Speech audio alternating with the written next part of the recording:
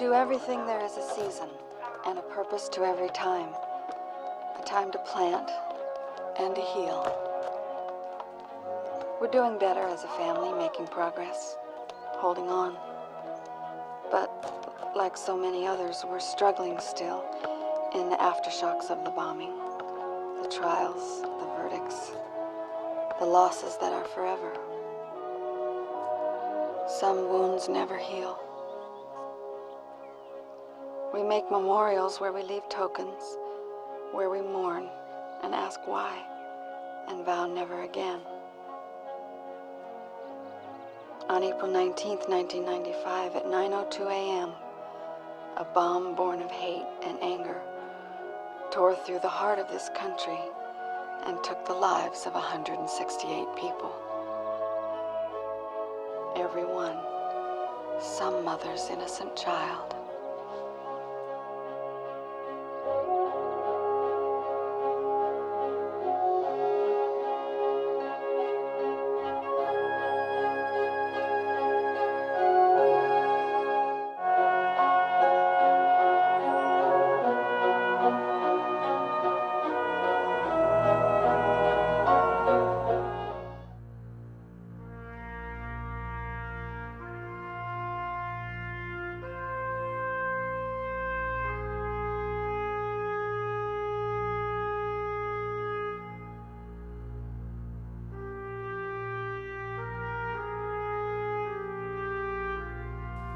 Hello and welcome to Unclear and Present Danger, the podcast about the political and military thrillers of the 1990s and what they say about the politics of that decade. I'm Jamelle and John. I'm a columnist for the New York Times opinion section. I'm John Gans. I write the Substack newsletter Unpopular Front, and I'm the author of When the Clock Broke, Con Men, Conspiracists, and How America Cracked Up in the Early 1990s. Available now in paperback, wherever good books are sold. Wherever good books are sold. I was in Texas recently on vacation with my family, and we were popping around a bookstore, and I saw your book there. Oh, that's great. I'm glad those people down there are getting some real knowledge. Yep. Or buying it for target practice. Who knows? Perhaps. It was shooting at my author pay. It was a very radical bookstore in San Antonio, so it's people getting educated. Okay, that makes sense. On this week's episode of the podcast, we watched the 1998 Lifetime film, not technically a political thriller, but relevant to the interests of this podcast, so we watched it. The 1998 Lifetime film, Oklahoma City, A Survivor's Story. It stars Kathy Baker from Picket Fences as Priscilla Salyers. Priscilla Salyers. My apologies. It is Salyers.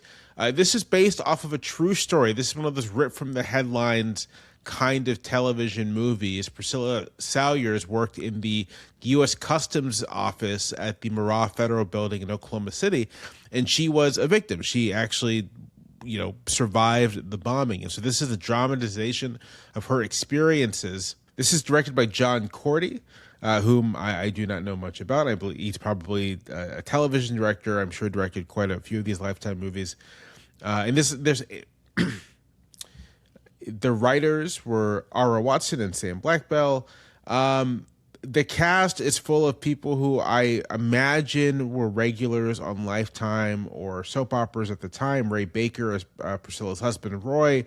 Johnny Hawks as her son, Josh. Patrick Cassidy, who looks vaguely familiar, as Seth, a firefighter who has a prominent role. Seth saves Priscilla during the disaster.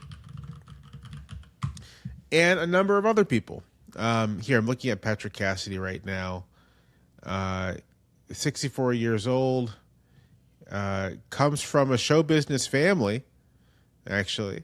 His mother was Shirley Mae Jones, who won the Academy. Oh, that's so funny. She won the Academy Award for Best Supporting Actress for playing a vengeful prostitute in Elmer Gantry, which we covered on this podcast. Oh, yes. So that's his mom. And his father, Jack Cassidy, won a Tony Award and a Grammy Award, received a bunch of nominations. He worked on the Broadway musical She Loves Me.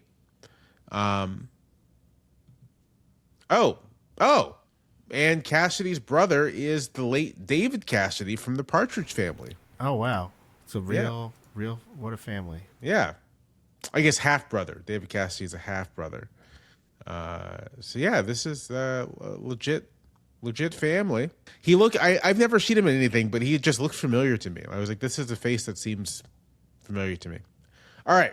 Really quick plot synopsis. This is a film based on the true story of Priscilla Salyers, a secretary employed at the Murrah Federal Building in Oklahoma City. The narrative begins on the day of the bombing. It sort of begins very much as a family drama. A big part of the film is the fact that their marriage is falling apart, and the kids hate the dad. The dad's sort of, frustrated masculinity, lost his job, that kind of thing. You know the story. But in that forms the background to Salyers' own emotional journey throughout the film. We see Salyers' rescue from the collapsed structure and her subsequent physical and mental recovery. After the bombing, she endures and struggles with post-traumatic stress disorder as she struggles to understand the senseless act that killed her coworkers and threatened her life.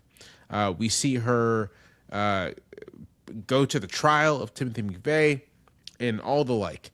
The film very much is about recovery, about sort of struggling with experiencing an event like a terrorist attack or experiencing any kind of mass casualty event, and focuses mostly entirely on that. This is not a particularly political movie, which we'll talk about this, but I actually think this is what's so interesting about it, and speaks to sort of the way the politics of Oklahoma City and the politics of the perpetrators took quite a while to kind of filter into public consciousness, since this would have been, if this aired in 1998, Lifetime movie, we're going to give it like 6 to 12 months of production. This was in production in 97, so quite soon after the bombing, and when there was still quite a bit of public discussion about sort of what were this guy's motivations. As far as, it's a Lifetime movie, no information on budget or anything, no particular tagline. I did find some contemporaneous discussion of it. Reading here a March 29th, 1998 article previewing the piece in SF Gate, San Francisco Gate, I guess is the publication, which had a very positive view of the film, described it as deftly capturing the shock of the explosion and the endlessness of the 4 hours Salyers spent trapped under the concrete before firefighters could find and extricate her, and the strain and solidarity the tragedy brought to the already struggling Salyers family and to the community. The director, who was interviewed for the piece, says that the project had its roots in a magazine article that the producer had read. In that magazine article, I also found, it's called When the Bomb Went Off. It was written for the Philadelphia Inquirer, May 5th, 1995. And Salyers is one of the people featured in, it's actually the first person named in the piece. So it's a good article, worth reading. The other thing I'll say here is this profile of the piece does have a bit on the director. Right.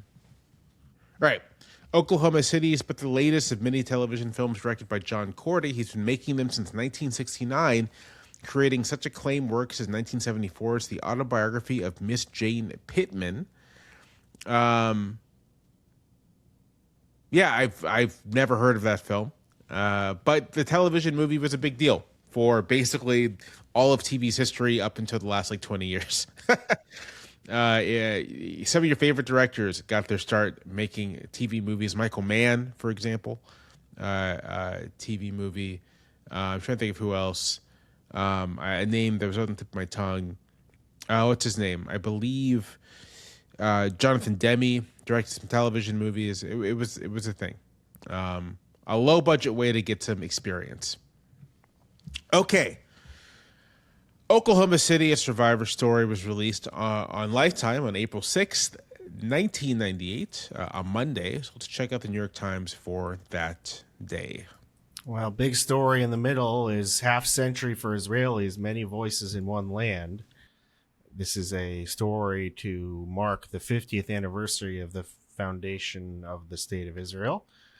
A poster on the side of many Jerusalem buses marking the 50th anniversary of the State of Israel shows three boys over the slogan, "Together with pride, together in hope." One boy has the dark skin of an Ethiopian, the second, Slavic features of a Russian, and the third, the tawny complexion of a native Israeli. That's a little complicated. All three are Jews and Israelis, and they represent a part of the remarkable ethnic and cultural diversity that has evolved in the scant half century since Israel was founded as a Jewish state. To that collage, the photography could have added a boy in a black yarmulke and side girls, or a youth from the million-strong Israeli Arabs. Yet whether that diversity marks the success or failure of the Zionist experiment is a matter of considerable debate among Israelis heading toward the anniversary on April 30th. This is weird. We keep on lining up like with the movies almost perfectly by date. This is like the third time it's happened. Yeah, I think just there's the pace of releases is picking up. Yeah. And so it's just completely on schedule. It's quite strange though. It's happened a few times in a row. The fundamental tenet of the early Zionists was that their state would grant the Jews normalcy, denied them through centuries of wandering in alien and often hostile societies. The new Israeli Jew will be a soldier farmer, free of the taboos and defensive habits of the ghetto, glorified in the heroic photographs of the pioneering kibbutzniks with their deep tans, khaki shorts, hose, and rifles. Today, these first Israelis are often disparaged by more recent immigrants from North Africa, the Middle East, and the Soviet Union, who accuse them of being patronizing and trying to impose their European culture on them. Ultra-Orthodox Jews, who are expected to wither in the newer Israel, have multiplied and grown assertive. Instead of melting into a single pot, Jews in Israel have coalesced into distinct camps, each with its own neighborhood and often its own political party. The endless crises in Prime Minister Benjamin Netanyahu's coalition of conservatives, religious nationalists, ultra-Orthodox, and ethnic parties testify to the volatility of the mix. Look, the country, these divisions still exist in Israel, and the division between Sephardic Jews, those from the Middle East, and Ashkenazi Jews, those from from Europe, is still a kind of important political thing in Israel. Traditionally, the Ashkenazi Jews voted for labor, and the Sephardic Jews favored the conservative Likud party. That's a pattern that kind of starts happening in the 1970s. That's become a little bit different. I mean, these groups have intermarried quite a bit, and it's more about education and class now than I would say ethnicity, but ethnicity is still big. Obviously, we're living in an era when the meaning, the very existence, the legitimacy of Israel is more of a question than it was in the 1990s, although the 90s were sort of a failed opportunity, perhaps, to come to peace. So it's just interesting to read these pieces now and look back at, how much worse everything has gotten. We're a couple years out from the Second Intifada, which was a huge and terrible moment, which sort of shaped things the way they are. Hamas comes to the fore. Netanyahu's extreme hardline position becomes kind of commonsensical. Ariel Sharon later pulls out of Gaza unilaterally. So this is on the way to get where we are. What else we got here? This is interesting, maybe perhaps for our... Oh, it's not really about what we're talking about, but good to think about while we're talking about the movie. TV stretches limits of taste, a little outcry. Like a child acting outrageously naughty to see how far he can push his parents. Mainstream television this season is flaunting the most vulgar and explicit sex, language, and behavior that is ever sent to American homes. And as sometimes happens with the spoiled child, and the tactic works, attention is being paid. Ratings are high, few advertisers are rebelling against even the most provocative shows, and more parents seem to have given up resisting their children's squabbles over television. Often in a nation of two-income families, and single parents, children are left alone to watch what they want. The seasoned stretching of the boundaries of taste has reignited opposition from some public figures who have long complained about television's influence on what they call family values. You don't really hear that too much anymore, family values. Not at all. You don't hear that whatsoever. No one gives a shit anymore. In fact, not only do you not hear about family values, but you hear, and this is actually a real contrast to the 90s, is you hear conservatives complaining about the low rate of teen pregnancies. Because the thing is that we did successfully reduce the rates of teen sexual activity and teen drinking and all these things. And the vulgarity on television and violent video games did not actually produce a generation of psychopathic kids. It produced a generation basically of teetotalers. And yet, people don't like that either. Yeah, it's really too bad that they turned out that way. Yeah, okay, so this talks about Jerry Springer, of course, daytime talk show that's cranked up its formula of sexual betrayal, followed by fisticuffs. Oprah, the queen of the genre, daytime television. It's more popular than Oprah, and they're talking about Dawson's Creek, one of the lead. Dawson's Creek. There's nothing wrong with Dawson's Creek. A high school boy had a sexual affair with his English teacher. I guess that's pretty bad. Back then, that kind of thing nobody gave a shit about, which was bad. After South Park, the two most popular series on cable are professional wrestling, which appeals to children as much as adults. Okay, I mean, South Park was vulgar, but it was smart when it started. Yeah, okay, I don't know. Yeah, I think the point you made is the right one. Like the kind of the discussion about these things ended, the outcry of these things ended. What it did to people was a little more complicated than just to make them into, sociopaths. But I think a lot of people, I remember Beavis and Butthead, like people were really up in arms about Beavis and Butthead. People were very upset about Beavis and Butthead. They're like, yeah, kids will mimic this. They'll try to set their friends on fire and stuff. You're right. No, somebody set their, I think I remember exactly what you're talking about. Yeah. Like somebody set somebody on fire. They said it was because of Beavis and Butthead. Beavis and Butthead was just a brilliant show. And The Simpsons, likewise, The Simpsons. Oh, I can't believe people were upset about The Simpsons. It caused, which is it is crazy to think about The Simpsons, which is very clearly a show written by a bunch of 30-year-old nerds. Yeah.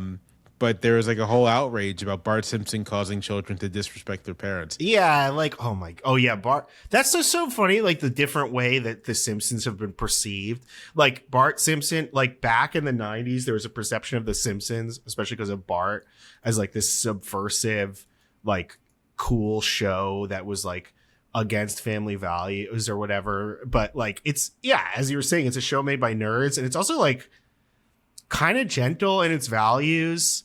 It kind of pokes gentle fun at everybody, but it's not that tendentious. And it's sort of very kind in the end, it is satirical, but it's not like South Park, which can be really cruel. It's if you watch The Simpsons, what comes across, right, is that there's a real affection for the traditional nuclear family. Yeah, that's sort of the Simpsons are regular church attendees, and the joke isn't that they go to church. The joke is that Reverend Lovejoy is kind of adult. But when God shows up in The Simpsons, it's actually kind of taken quite seriously. Yeah, and they're all good people. They're except for Mr. Burns, really. Right. Even Homer's an idiot, but he's he always comes to do the right thing in the end, even though he's tempted not to. Yeah, it was. It's a great show, and it shouldn't still be on, but that's another discussion. I have not watched The Simpsons in it's terrible. 20 years. It's terrible. I sometimes if I'm in a hotel and it's on, I watch it. It's terrible. And the way that they deal with contemporary stuff, it's just unwatchable. Rebel ranks expand in Serbian province. In Kosovo, once elusive guerrilla bands fighting for independence from Serbia suddenly seem to be everywhere. Their numbers are being swelled by an infusion of troops and weapons smuggled in from Albania. The starting growth of the insurgency is prompting fears that the unrest could explode into a new Balkan war. One rebel wearing a ski mask came from Germany. I saw pictures of the massacres. It was my duty. We will fight until the last of us are dead. It did start a little bit of a war. The United States intervened. Kosovo became its own independent country. The intervention was driven by fear that a repeat of the atrocities of the earlier Balkan wars would happen. Yeah, and now Kosovo is its own thing. TV stream. Okay, we read that. Afghan women demanding end to their repression by militants. This is about the Taliban, of course. We're a few years out from 9/11 and the war in Afghanistan. The government can cover our faces, said the intense young woman who had once been a teacher, but underneath, we still want our rights. The woman who was sent home from their job by the militant Islamic... Oh, yeah, the Taliban only took over the country in 1996. I forgot about that. And decreed that women could no longer work and must be veiled in the olive developing chador. She was one of about a dozen women who gathered at some risk in a private home near Kabul this week to meet Carol Bellamy, the executive director of UNICEF. Miss Bellamy had just met several members of the Taliban to press for expanded women's rights, and she wanted to know what women of Afghanistan wanted. Yeah, I mean, now the Taliban are back in power. Sad. But the United States efforts to unseat them were unsuccessful. Anything else look interesting to you? Let me look. With regard to the Taliban being back in power, isn't there currently a war being fought between Afghanistan and Pakistan right now? Pakistan is who were backers of the... This seems to be a pattern. You know, the Pakistan's ISI, which is sort of a state within the state, its intelligence services, were longtime backers of the Taliban. And now the Pakistan is fighting a war against the Taliban over Taliban support of Islamic militants within Pakistan. And have at it, guys. Hasn't really worked for anybody else who's tried to beat them. I mean, the Soviet Union couldn't beat Afghan rebels. The United States couldn't do it. I don't know Pakistan is going to be able to do it, but yeah, they're bombing. All right. Yep. I just thought this headline here was a little funny. Leftist causes keep an old age home active. Just about an old age home in Los Angeles, which I guess was just occupied by red diaper babies. Yeah, this is amazing. Yeah. Or their parents even. Yeah, their parents. Like, it's just all old communists. Yeah. I had a friend, his mother was a communist, and she used to teach us old songs from the communists. His mother was a red diaper baby, and yeah, she would teach us old communist songs. She lived on the Lower East Side of Manhattan and would not be moved, even though she must have been in her 80s or 90s when I knew her as a young teenager. Yeah, sadly, that generation is mostly gone. Yeah, here's a funny at 101. Jacob Darna, a rabbi's son from Russia, who was a messenger in the Bolshevik army, is unwavering in his admiration for Lenin. He's the greatest politician we ever had in this world, said Mr. Darnov, whose other hero is Leo Tolstoy. Funny. Yeah. Okay. All right. Oklahoma City, a survivor story. John, tell me what you think about this. I'm not going to ask you, have you seen this before? Because obviously you have. I have not. But it was weird. I mean, I've seen I got the vibes from it because I used to, like, when I was sick at home from school, I used to watch Lifetime movies. And I probably saw a lot of them. So, like, I remember the general atmosphere. Yeah, look, this movie... There's certain things that are almost risible. I mean, the subject matter is serious. It's very upsetting even at times. But, the acting is hokey. The writing is close to risible at times. It is a television movie and not a particularly high budget one. It is quite melodramatic.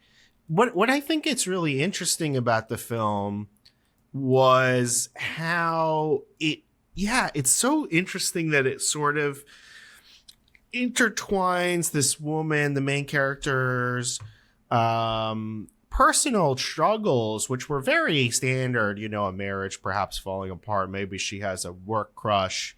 The husband is jealous. He is having trouble with his job. And then the explosion literally rips apart this whole situation, puts its own. So I guess it's meant to show the normality of the lives of infected. But it's incredible to have this kind of family drama in this movie about terrorism, which I guess is because Lifetime movies were for women. It was television for women. And they thought this was a way to make it relatable for women. But it's interesting how it completely elides the political context of the bombings and really doesn't talk about what motivated Timothy McVeigh and Terry Nichols.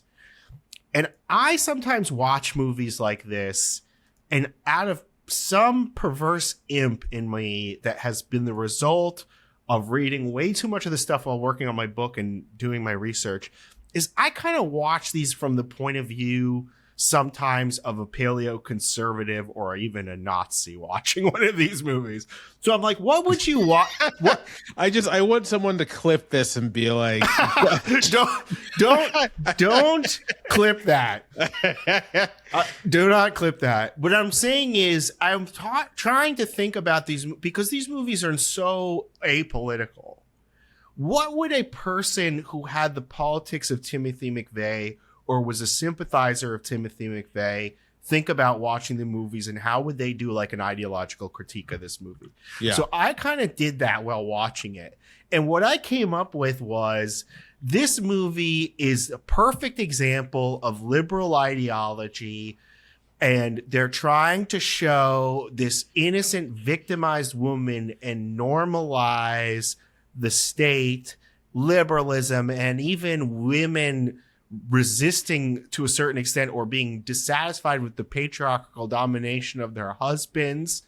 And then, you know, they are the victims. John, as you say this, I can hear actual conservatives today saying this kind of stuff. Saying this kind of stuff. Yeah, I mean, like, this stuff is in my. I can reconstruct this stuff. It's like, yeah, this movie. Yeah, I mean, you could just see someone like Yarvin or something be like, this movie's like the cathedral, like talking the liberal values.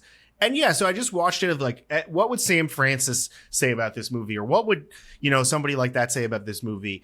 And yeah, it's like the movie has a politics, which is to depoliticize the political stakes of it and make the to focus on, well, I think correctly, to focus on the human toll, to show women as being subjects of and rather than just objects, which some conservatives really don't like in the media. So I can imagine a conservative watching this movie and being like, really, like, you watch it and you're like, wow, this is completely anodyne. Like, obviously this woman had a normal life that was shattered by this. There's not really a bad person, you know, a normal family dynamic, normal people's problems. And then I could just imagine a very resentful paleocon being like, this is about a feminist woman and like she's the victim of this attack and and they try to make it about women and children, et cetera, et cetera. So I could just imagine doing that critique from it. And that's kind of what made the movie kind of interesting about me, is doing this kind of Marxism in reverse on it, which is like, this is ideological state apparatus for mainstream liberalism. And I kind of watched it and I was like, it sort of made me sad in the way that I was like, well, this sort of was important because it did show, like, now we live in such a nutty world where like the basic decency of this movie, which obviously I can inhabit like an insane person because I'm so exposed to those views, like I can make that interpretation. But like, I think you would come across that interpretation of that movie way faster than you would have in the 1990s. Like, you would have had to subscribe to like Chronicles, or Things to Its Right, to like be like, to find somebody who was pissed off about this movie. And back then it was like, yeah, you know, like, it's a pretty affecting movie. Maybe it's a little hokey, but yeah. So the fact that this is like no longer normal, you know, like, it's no longer, and I'm like, yeah, we've lost some of these. Okay, even admitting that there's a politics of this movie where it just like made people sensitive about these things. I do think, though, from my left-wing critique would be like, my left-wing critique of the liberal depoliticization of the movie would be like, it doesn't talk about how this guy was a Nazi enough, and it doesn't talk about his politics enough. So I have a right-wing critique of its depolitization and its left-wing critique of its depolitization. And between the two of them, I guess you get a kind of critique of liberalism, a critique of daytime TV liberalism, you could call it, in it. So that's my thoughts about the movie. What do you think? Yeah, I mean, it's interesting to think about the fact that the audience for this is sort of, I mean, basically stay-at-home mothers, Right.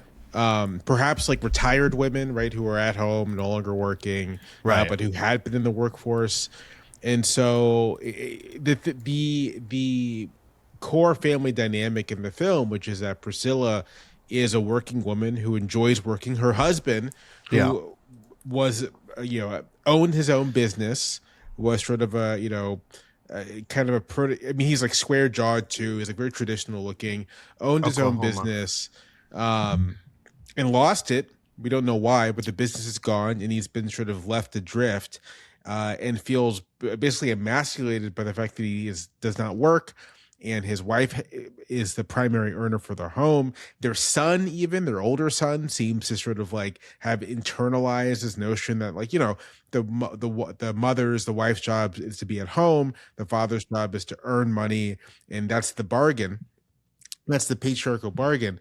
And Priscilla it's very clear in her characterization, being just very dissatisfied with the notion that her husband ought to be some in command of the household, dissatisfied with the idea that there's something wrong with her having close male friends. That's another aspect of the family drama. Her husband basically thinks that, like, his wife is trying to have an affair, and she's like, no, I just have a good friend who's a man. Thinking about the audience here, it's like, yeah, it takes for granted a certain amount of, second generation feminism. Even in a very traditional environment. This is Oklahoma, right? The Oklahoma City, these are conservative people. So even in the context of quite a conservative political environment, it takes for granted a certain amount of, yes, this is how life is. This is like, Priscilla is a modern woman in some regards. The film is very sympathetic towards her desire to be a modern woman. The same goes when she is post her recovery, or as she's recovering, she's very much engaged in survivors groups and talking about the attack and sort of engaging with the public. And the people around her are quite dissatisfied with this. Her son's like, why are you doing this? Her husband, why are you doing this? Even when her friend Brenda shows up at the house, and it's just sort of like, I wish stop talking about this. Yeah, I wish the old Priscilla could be back. Right. Which I gotta say, I was watching that and I was like, that's fucked up. Yeah, I was like that. Fuck you, lady. Your friend went through really horrible. Yeah, got blown to hell by an actual terrorist. Yeah, and you're just like, it has been a month, and you're just like, why can't we go back to the way things were? So I think you're right. I mean, like, it is funny to think of a modern right winger and the current on the political right, the current, the real rage against working women that's very much part of right wing political discourse right now, against delaying of child rearing, against women's professionalization, against all these things, a real desire for the return of the patriarchal household, for both like aesthetic and ideological reasons. And I'd also say for like, this is the Melinda Cooper argument, right? The counterpart to state retrenchment of services is you put the women back in the home, and they're the ones who do all that work. So the real vogue for that amongst right-wingers right now, I can imagine them watching this and being furious with anger. And also, honestly, quite sympathetic towards the idea that you would blow up a federal building. One thought I had while watching this is, like, I'd love to ask Russell Vogt, who once bragged about tormenting federal employees. Like, what are your feelings of the Oklahoma City bombing? Yeah. I mean, and also, I mean, look at the fringe that this movie, that Timothy McVeigh and Terry Nichols once represented isn't really a fringe anymore. I mean, like Trump launched his second campaign at Waco, which was what the event that infuriated McVeigh, right? And inspired him to go out and commit this act. So I think like the politics of and this is just the way politics works, the weird dialectics of politics, I guess you could say, is that, this was once a horror from a fringe movement in the United States. And now it's part of the more or less mainstream coalition of the GOP. People with Timothy McVeigh's politics are not particularly fringe anymore. I mean, it's half the staffers in the White House, or like little Tim McVeigh's. Yeah, for sure. And well, maybe now some of them are pissed off because they think that Israel controls everything. So but yeah. So it's just interesting to watch like what was the common sense of the era change in ways that I think are not so great.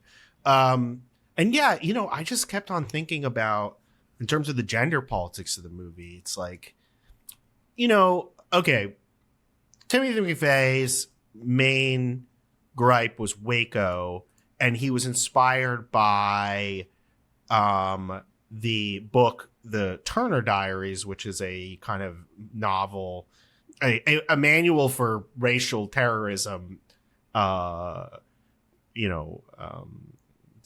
disguised as a novel. And the idea was to kind of start this racial war in the United States with bombings like this. And that he thought he was acting out the Turner Diaries, which was written by a prominent neo-Nazi. And the thing that I couldn't help thinking about was like the weirdness that, yeah, okay, McVeigh was more about federal power, viewing the federal government as this alien force, and then after that, and related to that, race. But there is also a big gender component of that, which is the belief that the federal government and Jews or whatever are undermining traditional gender norms. And so I just couldn't help on thinking about how like the politics of McVeigh was kind of targeted even at like the idea that women would be working. I don't know if that's a stretch, but that is an interesting way. And also like it could have, and that's a way you could have included more politics in the movie. Also like Waco itself, I mean, the way gender interacts with this stuff is interesting. Like the Waco itself was a highly patriarchal society, which was going about this in what the Branch Davidians thought was an Old Testament way, which involved, plural marriage to children, essentially. So, which, from the point of view of McVeigh and anti-government people thought was their business and the federal government should have opposed. So, it is something that is said by feminists I don't think listened to enough, that there is, when you look at the politics of the extreme right, there is always an element of gender relationships. And I think it's just very interesting to look at the gender relationships of the movie and then think a little bit about the gender politics of the far right and how they would interact with it. Yeah. So the movie mentions Waco once when they were kind of discussed. The movie kind of cycles through the explanations, right, that emerge after the bombing. First, it's Middle East terrorists, which was the initial thought, right? This was some kind of Middle East terrorist attack. Just a couple years earlier had been the first World Trade Center bombing, and then in the aftermath, the sort of Timothy McVeigh, this is revenge for Waco, that kind of thing, and it doesn't go really beyond that. And I think I said this earlier, but as more information came out, as the investigation proceeded, there really was there wasn't, the official narrative downplayed McVeigh and Nichols' connections to like a wider white supremacist militant underground. That's none of that's certainly in this film.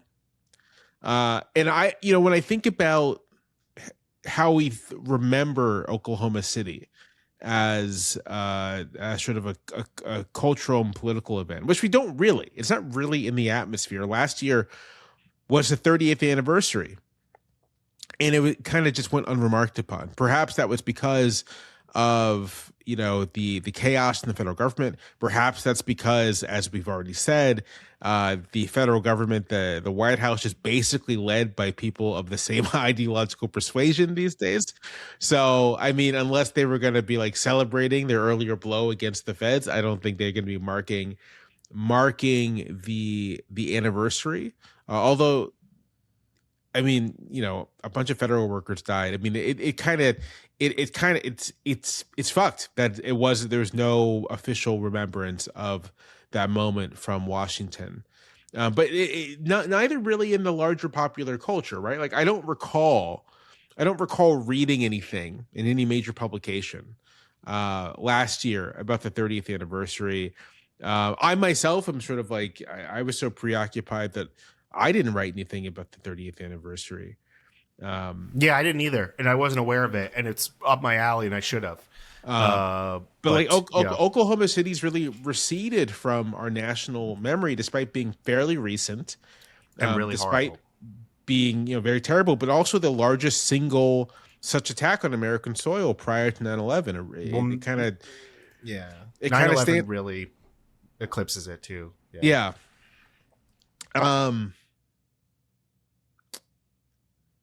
Right. I mean, you could make the case, right, that although 9/11 it remains the largest in terms of single casualties, the country doesn't actually struggle with Islamicist violence on home soil. It does continue to struggle with like mass casualty white supremacist attacks. Because this last year is the 10-year anniversary of the Mother Emanuel shooting, right? But you can't even talk about those things because it's politically controversial now. Right. Yeah. Right. And so it's interesting to think about how it was politically controversial then, to bring in not just discussion of kind of like generic lone wolf extremists, which is a comfortable thing to talk about, but the underlying ideology, the networks, the way that those networks aren't actually isolated even then from mainstream politics, that there are people, I think Kathleen Belew's book gets into this. There are certainly members of Congress, right, who are like broadly sympathetic to this kind of stuff. So the connections to mainstream politics are there, and it's never really become comfortable to discuss this because it raises all kinds of deeply uncomfortable questions, both about the extent to which there has been, progress of a sort in the country, but also the extent to which the federal government is willing to commit resources to dealing with this. Do you remember, I think this was under Obama, when they put out that report on the sources of basically domestic extremism? They were like, listen, the main danger here in terms of attacks on Americans comes from like white supremacists. And congressional Republicans, this would have been 2011, I believe, congressional Republicans got so angry that they got the report suppressed, portraying it as an attack on conservatism. It is, and they shouldn't admit it, but they do. It's like that also, if you go back and actually watch the congressional hearings about Waco and Ruby Ridge, neither side really covers themselves with glory, I would say. But the issue is extremely partisan because basically what the congressional and Democrats are doing is to be like, look, these people are Nazis and they kind of had what they had coming to them. I don't think that's the correct response. There were grave incompetencies and abuses of government power in both of those incidents. But the response of the Republicans is to say these people did nothing wrong and their ideology is immaterial. They're just normal people. The government was after them. So you can see this becoming already a partisan issue then. and these politicians had a sense of who were their people, and this almost very Carl Schmittian way where who is your existential enemy. And yeah, I think also Republicans knew that they had constituents who, if they weren't sympathetic exactly to the politics of these people, they were sympathetic to the narrative that made it more about the abuse of government power than, oh, isn't it weird what views these people had? They were, doing horrible things and involved perhaps with terrorism, so on and so forth. So I think that politicization is starting to happen, but obviously is extreme now. But yeah, those hearings I went back and watched those hearings. I forget for what reason. It was probably book related. And and Chuck Schumer is in that. I think it was the Judiciary Committee.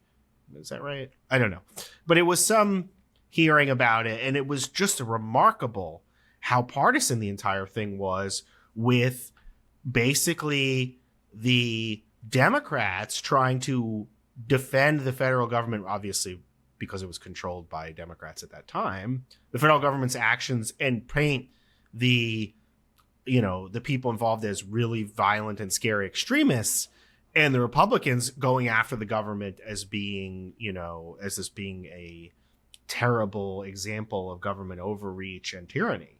So it's already breaking down back then, but I wonder, yeah.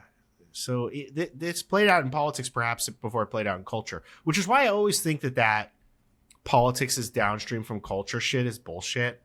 Because, look, if you pay attention to politics, you would have known, if you pay close attention to politics, your antenna would have been aware of the subcultural elements of the right that would break into the mainstream a lot faster than if you watched movies and TV and stuff like that. Politics picks up. There are things expressed in politics that mainstream culture misses all the time. Yeah.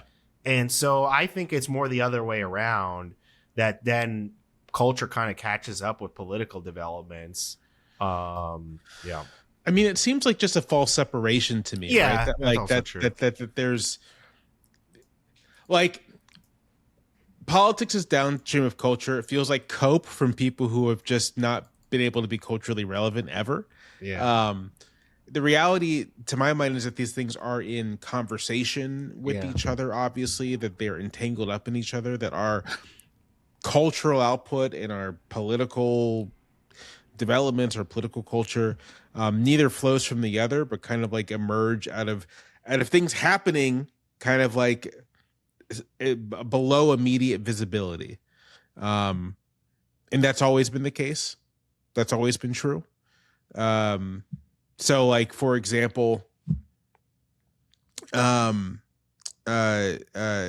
growth of the religious right isn't flowing downstream from some cultural shift.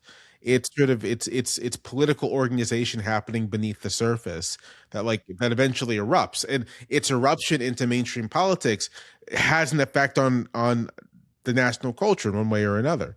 But the one's not flowing from the other. It's I don't know.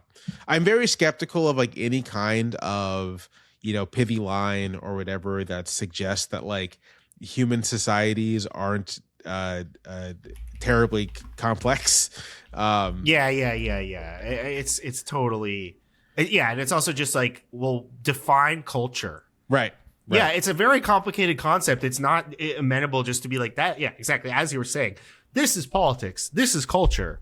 They are not, and America has many, as a huge country, has many concurrent cultures, some of which are regional, class-based, so on and so forth, religious, racial, so it's a very complicated question to disentangle those things. In each case, you have to kind of look at them, and, obviously these concepts are useful to make sense of the world, but you can't in the abstract say, well, cultural products are this and this is political. I think it's a stab.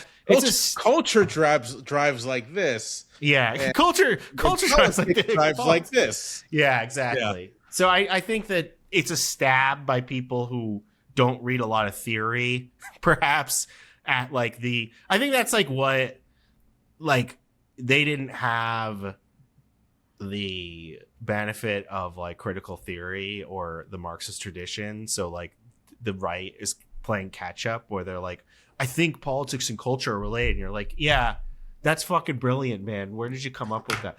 But, you know, like, so I think it's a little bit of like these sort of attempts to do those kinds of analyses in a kind of half-hearted and abstract way.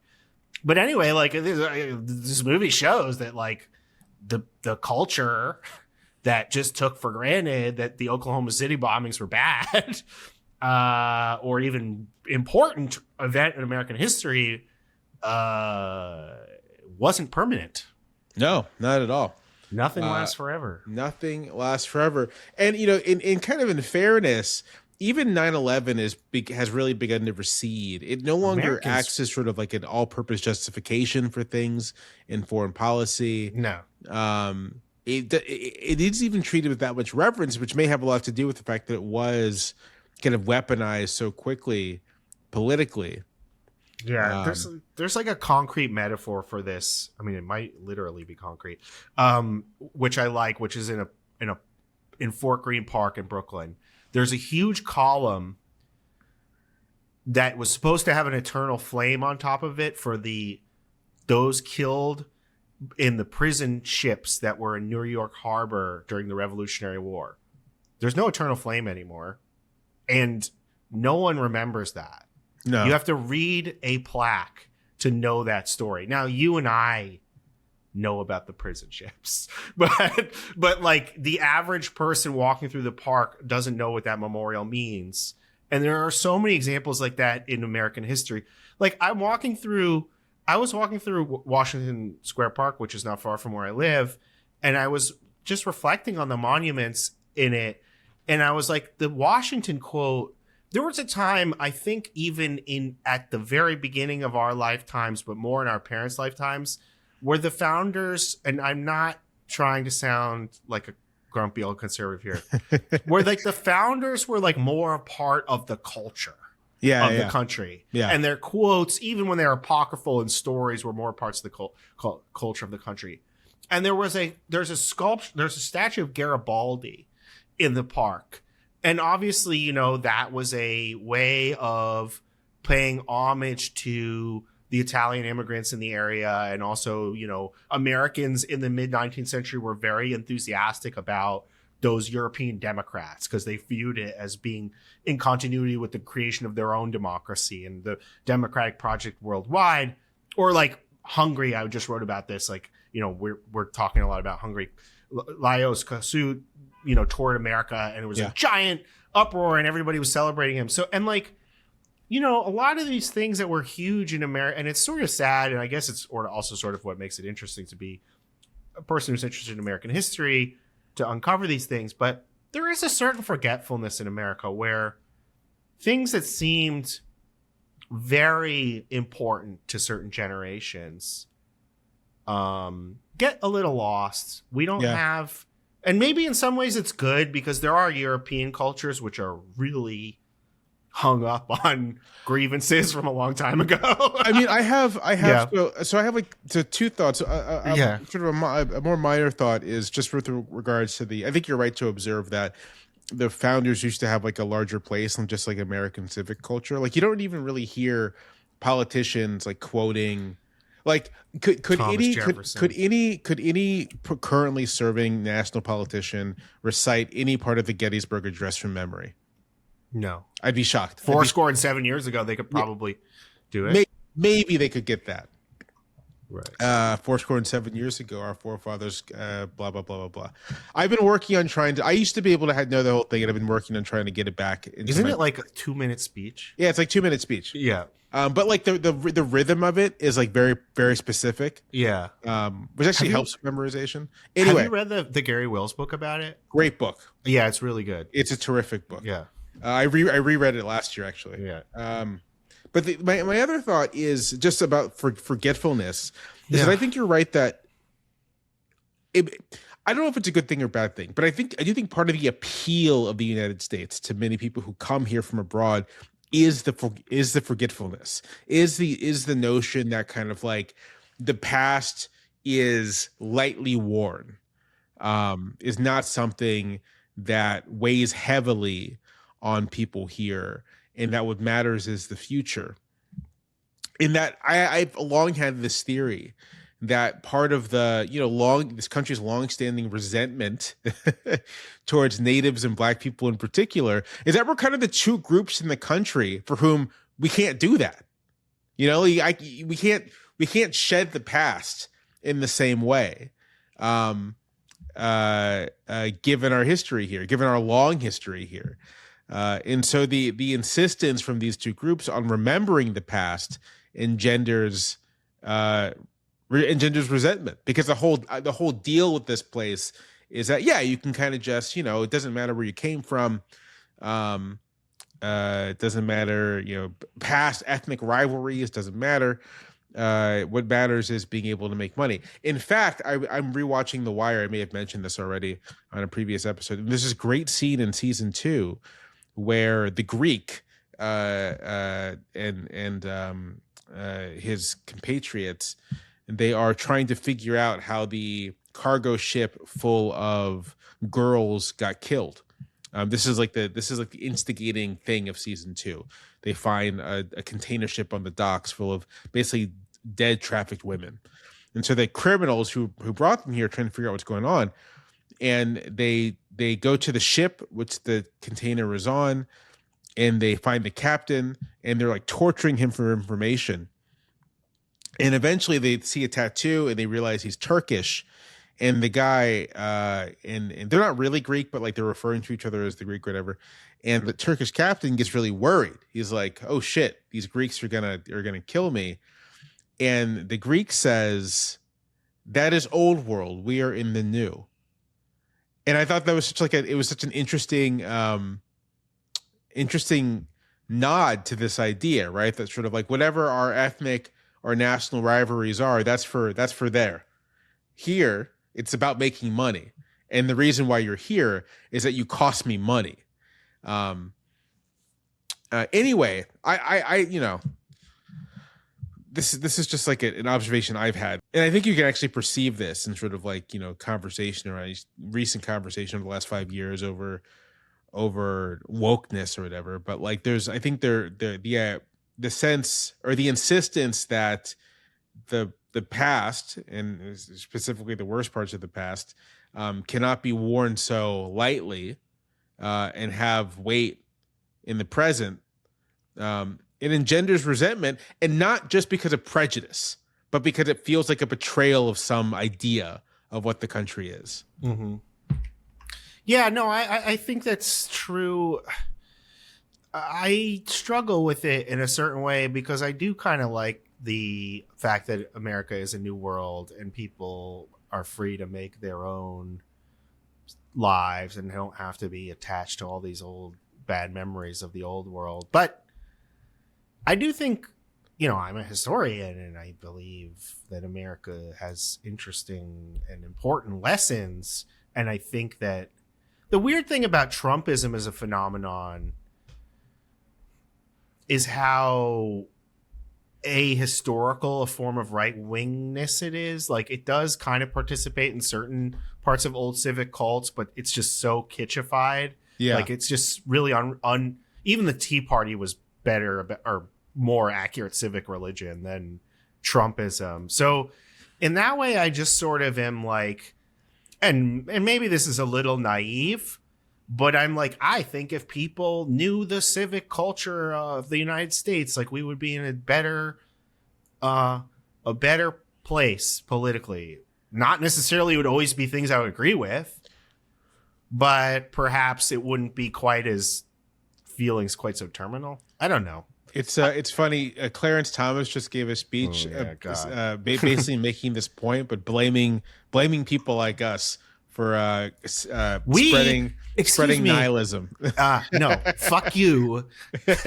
We at this point are the real we are the real conservatives. I was recently called a woke pocket constitution guy, and Yeah, that's that's funny. That's basically It's true. basically true. Yeah. Yeah.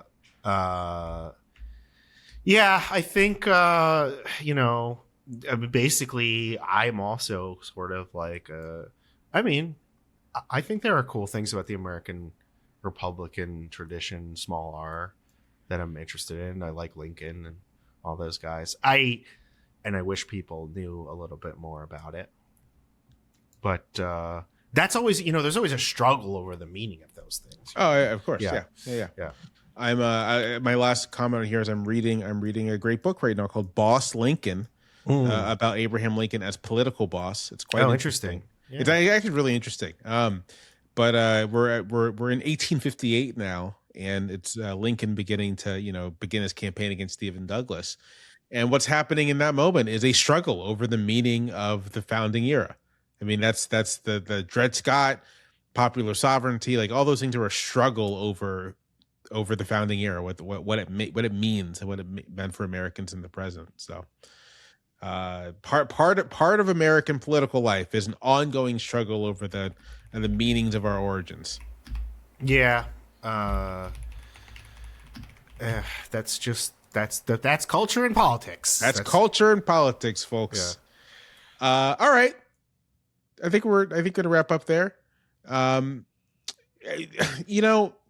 It's a Lifetime movie. No need for you to see it. I think it's an interesting artifact. It's always useful. I feel like one of the many conceits of this podcast is that there is something to learn from even watching the marginal cultural production of the past, and no one is going to remember Oklahoma City, a survivor story. It's not going to end up in any retrospective, but I think it's worth watching just to get a better sense of how people were thinking about and internalizing the Oklahoma City bombing, if that's the thing that you're interested in. So it's worth watching for like historical reasons. Otherwise, there are better, more interesting things to watch. Rewatch The Wire. Great show. So yeah. All right. That is our show. Thank you as always for listening. You can find us wherever podcasts are found. That's Apple Podcasts. That's Spotify. We're a podcast. We're around. Wherever you find your podcast, if you leave a rating and a review, we always appreciate it. Helps other people find the show, makes it seem like we're popular and well liked, and that's always fun. If you want to reach out to us, you can find us on various social media places. I'm kind of active in the YouTube, TikTok space these days. John, you're still on Twitter, I believe. Yeah. And you're also occasionally on Blue Sky. Yeah. But the best way to reach out to us is via the feedback email. That's unclearandpresentfeedback@fastmail.com. And for this week in feedback, we've been getting a lot of emails that are basically like, when are you guys going to do the siege? When are you going to do the siege? We are going to do the siege, people. It's coming up soon on the roadmap. The siege is coming. We should try to do a public event for the siege too. We probably should. Let me see if the people I think our contact at Metrograph left, but I will look into. I know a bunch of other people in independent cinemas here, so maybe we'll find somewhere else. If not Metrograph, I'll look into it. Yeah, we could. If not, I mean, we could probably find some way to do just like a straight up live show, not even screening, but just sort of like, we go in having watched the movie, and the episode's all live. We'll figure it out. I mean, and it's one of the things that we could do an episode for here and then do another episode too. It's fine. But people really want us to cover the siege, in this email we have, which is from Matt, is just titled Bruce Willis's character in the siege. This is a short, stray observation, but I wonder if the name for Bruce Willis's character, General Devereaux, in The Siege, is indirectly inspired by Colonel Mathieu from the Battle of Algiers. Both characters seem similar, that they both seem to not be eager or altogether even convinced of the rightness of what they are doing, but once they are directed to carry out their control of a civilian population ruthlessly, with nothing held back, they see it They see what they're doing as the only necessary and logical way to complete the mission set out for them. Makes sense to me. It's been a minute since I've seen The Siege. I will keep that comparison in mind when we do watch The Siege, which is coming up very soon. I just pulled up the list, and so we are here at Oklahoma City Survivors story. The Siege is like 1, 2, 3, 4, 5, 6 movies away. So by the end of the year, we're going to be hitting The Siege. It's coming up soon. Thank you, Matt, for the email.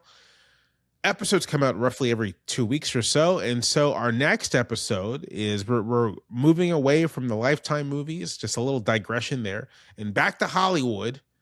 We are watching Warren Beatty's 1998 political satire, Bullworth. Oh, hell yeah. Starring Beatty, along with Halle Berry, Sean Astin. Apparently Amiri Baraka shows up in there. Don Cheadle shows up. Michael Clark Duncan. Yeah, I'm excited for this. I'm excited for this movie. I like this movie. I don't know if it's great, but I like the movie. It is a fascinating artifact. It's also responsible for the one single by Fugees member Praz. It's Ghetto Superstar. With featuring the Old Dirty Bastard. So I'll probably watch the Ghetto Superstar music video as well. Yeah, Warren Beatty's Bullworth. Looking forward to it too. Warren Beatty, we'll talk a bit more about Warren Beatty because strange guy. Strange guy has a truly fascinating filmography. Reds from 81, Dick Tracy, Heaven Can Wait from 78, Bullworth, and Rules Don't Apply from 2016. He also, every decade or so, to maintain his rights control over Dick Tracy, films a Dick Tracy special where he dresses up as Dick Tracy and interviews someone in character. It's very strange. But Beatty, I don't know why I'm going through this now, but a producer too, and some of the movies for which he did not direct, like Bonnie and Clyde and Shampoo, he was kind of effectively the director as the producer for those movies. Yeah, weird guy. Just next episode. Our next episode is Bullworth. Did I give a brief plot synopsis? I'll just do that real quick. This is taken from the Letterboxd description. A suicidally disillusioned liberal politician puts a contract out on himself and takes the opportunity to be bluntly honest with his voters by affecting the rhythm and speech of hip-hop music and culture. Sounds good, right? It sounds great.